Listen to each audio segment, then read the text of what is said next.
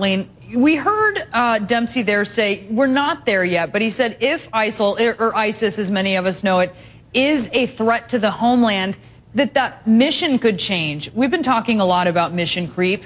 That certainly, I think, perks up a lot of ears when we hear the chairman of the Joint Chiefs say that. Well, I think, Brianna, General Dempsey is very precise in his language. His job is to provide options to the president, to his commander-in-chief, and that's what he's doing.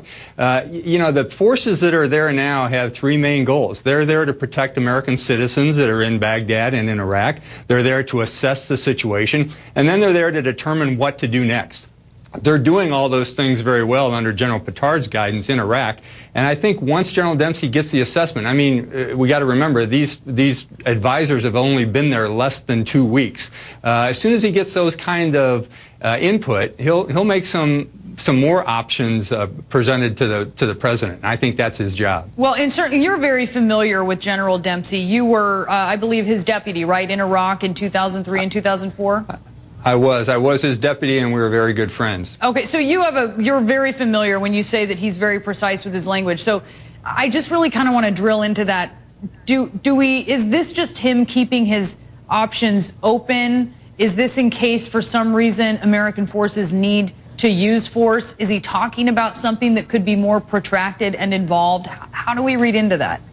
He is keeping his options open, what he has to present to the president. That's General Dempsey's job, and he's doing that very well. And I heard his conference the other day as he was testifying, and that's what he was doing. He was being asked some very hard questions, and he doesn't want to rule out anything because the situation could change. The assessment could be different than what we think it is now. And the government of Iraq could start broadening their inclusion of other groups like the Sunni and the Shia and the Kurdish tribes. So I think General Dempsey is really doing a fine job walking that rope and saying, hey, we've got to provide some options to the president, but we need information first. And overall, Phil, on this, we heard in Barbara's piece there, this is about finding a way to get over that sectarian divide.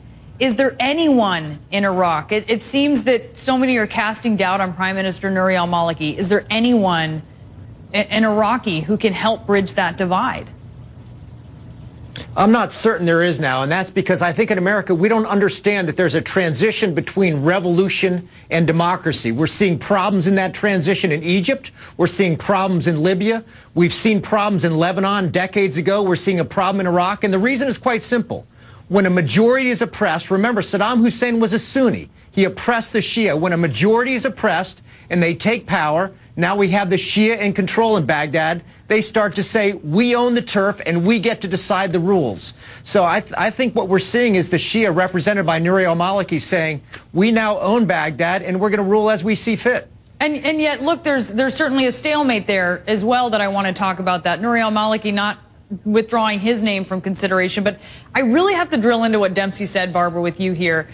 He's keeping his options open, but that scares a lot of people who are very war-weary, and really they don't want that to be an option at all.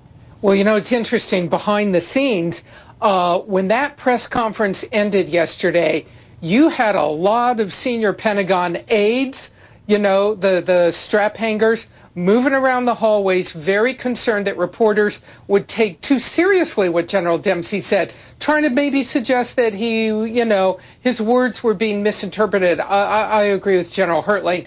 General Dempsey's words were not misinterpreted. This is a guy who says exactly what he means. And one of the most interesting things I thought he said, and I want to ask Phil about this, is he said, look, we are going to be dealing with this kind of militancy in this country for 1 or 2 generations possibly to come. ISIS is not going to go away, and that there is no U.S. military solution. This is not Iraq 2003. So, you know, even if Phil, if the Iraqis can get some territory back, if they can get a government going, it seems like we're dealing once again with a major turn in jihadist militant movements in the Middle East. Look, I think that's correct. Focus. I thought the general was very precise in his language. And remember, he talked, let's go inside the Beltway, inside baseball for a moment. He talked about threat to the homeland. He didn't talk about threat to Baghdad. When you're seeing the Islamist insurgencies we've seen for 20 years in North Africa, in Somalia, in Yemen, in Afghanistan, a sliver of these Islamist insurgencies tends to focus on what they view as the head of the snake. That head of the snake is New York and Washington. As long as you see this version of Islamist insurgency in Iraq, you have to worry that some of the leaders in Iraq are going to start to say, when we get comfortable in Mosul, when we get comfortable in Anbar province, we have to start thinking about attacking New York. So I think if you're looking at the representation of U.S. forces in Iraq now, what they're doing is not just collecting for tomorrow. They're collecting intelligence because of concerns that someday this insurgency is going to start thinking in 2015 and 2016 about attacks in Western Europe and the United States. And that may be what he's talking about when he's obviously having concern for the homeland, and he's looking very much into the future. Really important comments to dissect here. Really appreciate it, all of you. General Hertling, Phil, Barbara Starr, thanks to all of you. And just ahead,